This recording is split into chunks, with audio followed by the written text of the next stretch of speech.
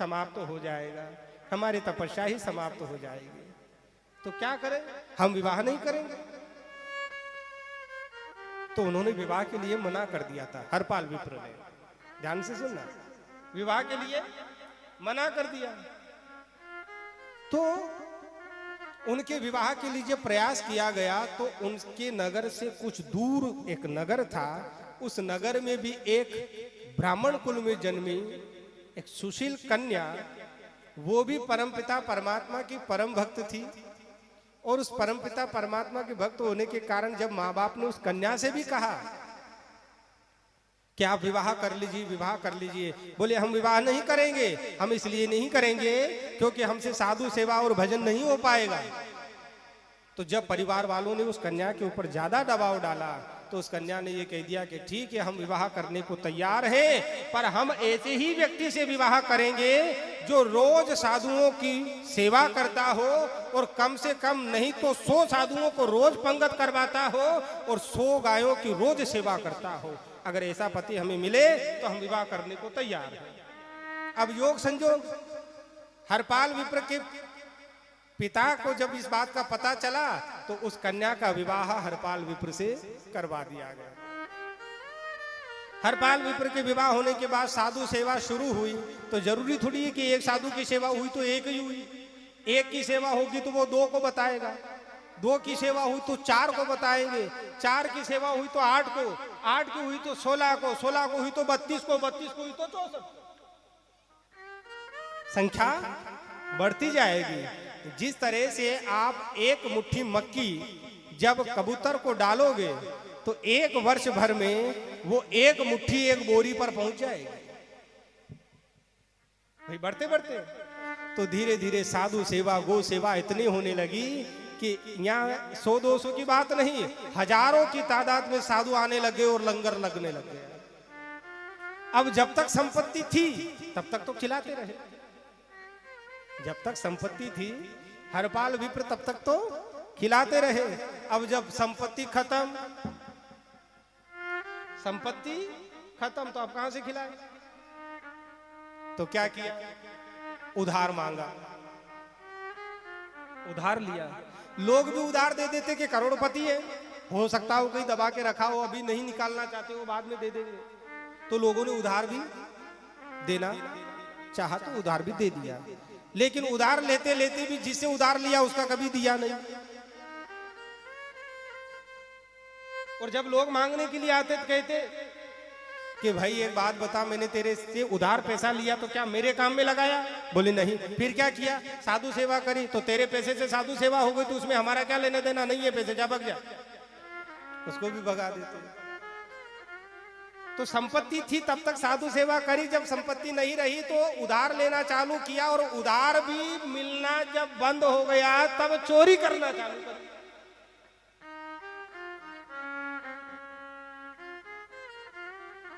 क्या करी?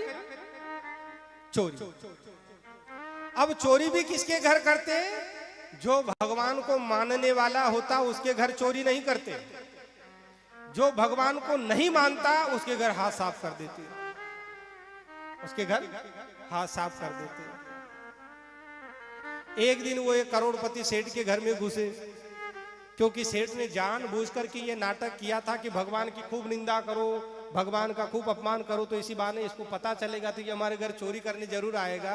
पर एक बार हरपाल विप्र के चरण हमारे घर में गिर गए तो हम धन्य हो जाएंगे। तो उसी सेठ के घर में जब घुसे, अब चोरी भी क्या, हीरा मोती पैसों की चोरी नहीं होती थी। चोरी काहे की? आटा, दाल, चावल, घी, शक्कर, तेल, मसाला, इसकी चोरी होती थी, बाकी और चोरी नहीं होती थी। तब वो रसोई में घुस के चोरी करने लगे। सेठ की बेटी जाग गई, पिता को जगाया, पिता ने कह दिया चुप रह जा, जितना ले जाना चाहे। उनके कदम हमारे घर में भिड़ गई, वही बहुत बड़ी बात है। जब पता चल गया हरपाल विप्र को, अरे ये तो भगत है, तो वो तुरंत सामग्री वहीं छोड़ करके चले गए। प्रातःकाल फिर सेठ ने जाकर के भिजवा दी। अब एक दिन नौबत वो आ गई कि घर में कुछ भी नहीं, कल की व्यवस्था, चोरी का भी कोई ऐसा योग बैठा ही नहीं। जब चोरी का कोई योग नहीं बैठा चोरी का कोई योग नहीं बैठा और घर पर साधुओं की जमात आ गई। अब क्या व्यवस्था हो? तो तुरंत वो सेठ परमपिता परमात्मा ने विचार किया कि आज ऐसे भगत से तो हम लूटेंगे। तो हरपाल विप्र ने मन में विचार किया कि अब चोरी से काम नहीं चलेगा, तत्काल सेवा करनी, तो एक काम करो, क्या करे, डाका डाल दो। जो भी यात्रा जाते हैं ना द्वारिका, बस जंगल पड़ता है, जो भी यात्री मिले या कोई भी मिले उसको लूट लो। पर भगवान के भगत अगर यात्रा के लिए जा रहा है तो नहीं लूटेंगे, अगर वो टाइम पास करने के लिए जा रहा है तो लूटेंगे। और आजकल भी यही होता है, जो वहां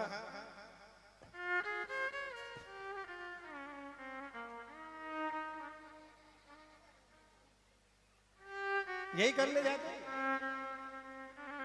तो जो ये करने जाते हैं वो तो समोसा कचौरी दाल बाटी में लूट जाते हैं, और जो भगवान के यहाँ जाते हैं उनको परमात्मा अपना प्रसाद दे देता है ना। और आजकल वैसे सेल्फी की एक बात है, तुम्हारा फोटो देखने को किसी की फुर्सत नहीं हो, तुम जो फोटो खींचोगे और व्हाट्सएप पर डालोगे वो किसी को फुर्सत नहीं है, लोग इतने फ्री नहीं है जो तुम्हारा फोटो देखेंगे। अरे लोगों की तो छोड़ो, तुम खुद नहीं देखोगे।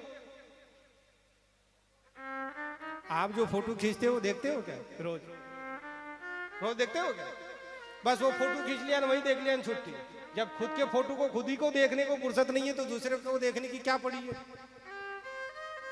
तो परमात्मा ने विचार किया, अब इसकी इच्छा हो गई कि ये डाका डालेगा तो अब हम इसके हाथों लूटेंगे। तो परमात्मा ने एक सुंदर सेठ का रूप धारण किया, बढ़िया स्वर्ण मालाएं पहनी, हाथों में हीरे जड़ी अंगूठियां पहनी। लक्ष्मी जी ने कहा, कहाँ जा रहे हो? बोले हम एक भगत के दर्शन करने के लिए जा रहे हैं। बोले हम भी चलेंगे। बोले मत चलो, हमारा जो भगत है वो थोड़ा टेढ़ा है, कहीं ऐसा नहीं हो कि उसकी बातों में आकर तुम उसे श्राप दे दो। बोले हम श्राप नहीं देंगे। बोले फिर चलो। इधर हरपाल विप्र सर पर पगड़ी बांधे और बड़ी लठ लेकर के नगर के बाहर जो जंगल का रास्ता प्रारंभ होता है वहीं पर खड़े हैं रास्ते में। इधर परमपिता परमात्मा और लक्ष्मी जी सेठ और सेठानी के रूप में आए और हरपाल विप्र से कहा, भाई आप कौन पहरेदार हैं? हाँ हम पहरेदार हैं। तो हमें द्वारिका पहुंचा दोगे? बोले पहुंचा देंगे, बिल्कुल कोई समस्या नहीं है। तो कितना पैसा लेओगे? बोले पैसा तो ये है कि अब पैसे की तो जरूरत है, क्योंकि साधु आए हैं घर पे तो पैसों की तो जरूरत है, पर जो आप दे दोगे सो ही ले लेंगे, पर रास्ता पार करवा दोगे बिल्कुल ईमानदारी से? हाँ ईमानदारी से। बोले ध्यान रखना, हमें पता चला है कि एक नया नया डाकू बना है। परमात्मा कह रहे हैं, हमें पता चला है कि नया नया डाकू बना है हरपाल विप्र। दिन में तो राम राम करता है, रात में चोरिया करता है। अब हरपाल विप्र मुंह नीचे लटका लिए, जबकि भगवान तो उल्हाना दे रहे कि उसी के लिए कह रहे हैं।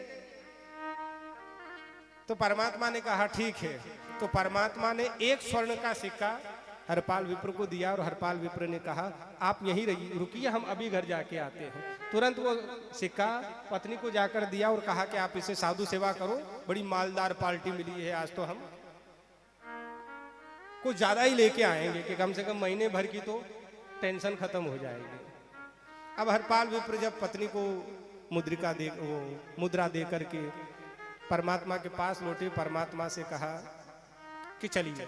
अब सेठ के रूप में, तो परमात्मा सेठ के रूप में कहते हैं कि देख भाई हम पीछे चलेंगे तू आगे चलेगा। बोले ऐसा क्यों? कहीं किसी ने पीछे से हमला कर दिया तो? बोले पीछे से जो हमला होगा वो तो हम संभाल लेंगे, पर आगे से जो हमला हो वो तुझे संभालना है। पर एक बात बता दे, हम तुझे आगे चलने के लिए इसलिए कह रहे हैं कि देख हम अपनी सेठानी के साथ हैं, हम अपनी पर्सनल क्या बातें करें। अगर तू पीछे चलेगा तो हमारी बातें भी सुनेगा और हमारे ऊपर भी नजर रहेगी, इसलिए मुड़कर मत देखना और आगे आगे चलते रहना। यहाँ परमात्मा की ये इच्छा है कि उसको आगे इसलिए चलाया है कि जो जो ये पग आगे धरेगा इस संत की चरण रज में अपने मस्तक पर लगाऊंगा। ऊधो मोहे संत अति प्यारे, संत चरण रज अंग लगाऊं, सो संगाती हमारे। मैं संतों के पीछे जाऊं जहां संत सिधारे, ऊधो मोहे संत अति प्यारे। तो मैं नरसिंह मेहता की बात कहते कहते उदाहरण पे इसलिए आया हूं कि नरसिंह मेहता के बाद भी कोई ऐसे भक्त हुए हैं जिन्होंने परमात्मा के पीछे सारी संपत्ति लुटा दी। अब हरपाल विप्र आगे आगे, सेठ और सेठानी के बीच में रूप में परमात्मा पीछे पीछे। अब हरपाल विप्र कह रहा है कि इनको लूटे क्या ना लूटे, अगर हम लूटे और ये भगवान के भगत निकले तो बड़ा अपराध होगा, तो इसलिए इनकी परीक्षा ले ली जाए। इतने में ये भाव तो भगवान पहचान ही गए, वो पीछे से वार्तालाप करते जा रहे थे। इतने में लक्ष्मी जी ने कहा, अरे सेठ जी बार बार ये बात क्या करते हो? क्योंकि सेठ जी कहते जा रहे थे कि इतने करोड़ का खजाना वहां भर गया, इतने करोड़ का खजाना वहां भर गया, इतने करोड़ हमारे पास है, बस इतना और हो जाए तो वहां का भी खजाना भर जाए। इतने में लक्ष्मी जी ने कहा कि कुछ राम राम भी किया करो, ये धन खजाना तो छोड़ो, कुछ राम राम भी किया करो। तो सेठ के रूप में भगवान कहते हैं, अरे देवी चुप रहो, ये राम राम करने वाले कुछ नहीं है, ये दिन में राम राम, रात में चोरियां करते हैं किसी, ये राम राम लेने से कुछ नहीं होता, चुप करो राम का नाम, पैसों पर ध्यान दो, पैसों पर, पैसा खूब है अपने पास। हरपाल विप्र को पक्का भरोसा हो गया कि ये पक्का नास्तिक है, इसको लूटने में कोई दोष नहीं। जैसे ही गहले जंगल में गए, अपनी पगड़ी उतारी, पगड़ी खोली, बिछा दी कि ए सेठ, तेरे पास जितना धन है वो सब इस घाट में रख दे। अब डराने के लिए 2-4 लठ इधर जमीन पर भड़के, 2-4 इधर भड़के, नाक लाल लाल कर दिया। अब मार तो नहीं सकते क्योंकि संत है, वो मारेंगे तो नहीं, पर डराया ऐसा कि उसके अभिनय से तो भगवान भी एकाएक डर गए। अरे अरे देवी देवी जल्दी जल्दी उतारो, जल्दी उतारो, जल्दी उतारो। सारे गहने आभूषण उतार कर उस गांठ में रख दिए। अब एक मुद्रिका रह गई लक्ष्मी जी के हाथ में। तो हरपाल विप्र ने कहा, हे देवी देख, हम माताओं का बड़ा सम्मान करते हैं, तेरा पति बड़ा नास्तिक है, तू तो आस्तिक है, तू भगवान को मानती है, चल सीधे साधे ये मुद्रिका उठा कर रख दे। हरपाल विप्र ने जब इस तरह की बात कही और हरपाल विप्र ने 1-2 बार और जब जमीन पर लट पटके, तो लक्ष्मी जी को थोड़ा सा क्रोध आने लग गया। तो भगवान ने विचार हुआ कि कहीं ऐसा ना हो कि ये देवी श्राप दे दे, तो तुरंत परमात्मा अपने चतुर्भुज रूप में प्रकट हो गए और हरपाल विप्र को दर्शन दे दिए। हरपाल विप्र से कहा, विप्र तेरी भक्ति से हम बड़े प्रसन्न हैं कि तूने खूब साधु सेवा करी और निरंतर हमारा नाम लिया। जा, ये संपत्ति तू लेकर के अपने घर जा, और हमारा आशीर्वाद है कि ये संपत्ति अक्षय संपत्ति होगी, तेरी 10 पीढ़ियों तक इस संपत्ति का कभी विनाश नहीं होगा। जब तक तू जिएगा तो साधु सेवा इस संपत्ति से करते रहना, अक्षय संपत्ति। हरपाल विप्र तुरंत आंखों में आंसू ला करके परमात्मा के चरणों में गिर गए, चरण रज लिए और कहा, नाथ आपकी इतनी कृपा है कि आपने हमको दर्शन दिया, पर एक बात बताओ, क्या ये संपत्ति लेकर के हम घर जाएंगे तो क्या हमारी पत्नी नहीं पूछेगी? और जब हम पत्नी को झूठ कहेंगे तो झूठ हम बोल नहीं सकते, तो हमें सत्य बताना पड़ेगा।